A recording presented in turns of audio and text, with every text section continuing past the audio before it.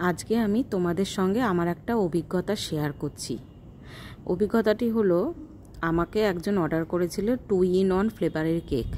প্রথমবার যখন নিয়েছিল একই ফ্লেভার নিয়েছিল, সেটা তাদের খেয়ে এত ভালো লেগেছে, সেই জন্য আবার একই ফ্লেভারের কেক অর্ডার দিয়েছে।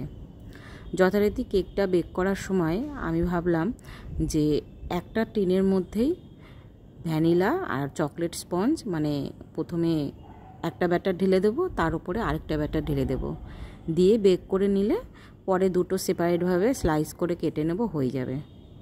যথারীতি তাই করতে গেলাম।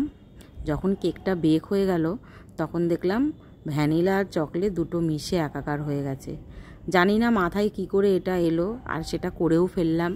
ভাবলাম দেখা যাক কি হয়। দেখলাম কিছুই হলো না।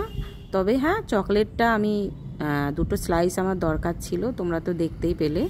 আমি সেটা বার করে নিয়েছি, আর পরে ভ্যানিলাটা আবার আলাদা করে বেক করে নিলাম। তোমরা কারা আমার মতো আছো এরকমভাবে মাঝে মাঝেই কিছু ভাবো যে এটা করে দেখি ওটা করে দেখি, অবশ্যই আমাকে জানাবে।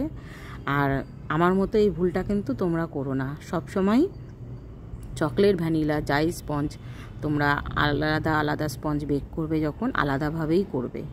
হ্যাঁ, অনেক সময় হয় তোমরা টল কেক মোল্ডে একসঙ্গে করে নিতে পারো, তারপরে স্লাইস করে কেটে আলাদা আলাদাভাবে দুটো ছোট ছোট করে বানাবে, সেরকম করতে পারো। কিন্তু এরকম একসাথে দুটোকে করতে যেও না। এই কেকটি ছিল সম্পূর্ণ এগলেস কেক। একজন নাতনি তার দাদুর জন্য অর্ডার করেছিল। কেকটা দেখলেই তো কথা বলতে বলতে আমি কিভাবে বাটারস্কচ আর চকলেটটা দুটো 2-in-1 করে রেডি করে নিলাম। আমি সাধারণত এইভাবেই করে থাকি। তোমরা কে কীভাবে করো 2-in-1 ফ্লেভারের কেক, অবশ্যই আমাকে কমেন্টে জানিও। ভিডিওটি তোমাদের কেমন লাগলো অবশ্যই জানাবে। আর এরকম সুন্দর সুন্দর কেক আমার থেকে নিতে চাইলে হোয়াটসঅ্যাপের মাধ্যমে বুকিং করে অর্ডার কনফার্ম করবে। পুরো ভিডিওটি দেখার জন্য ধন্যবাদ।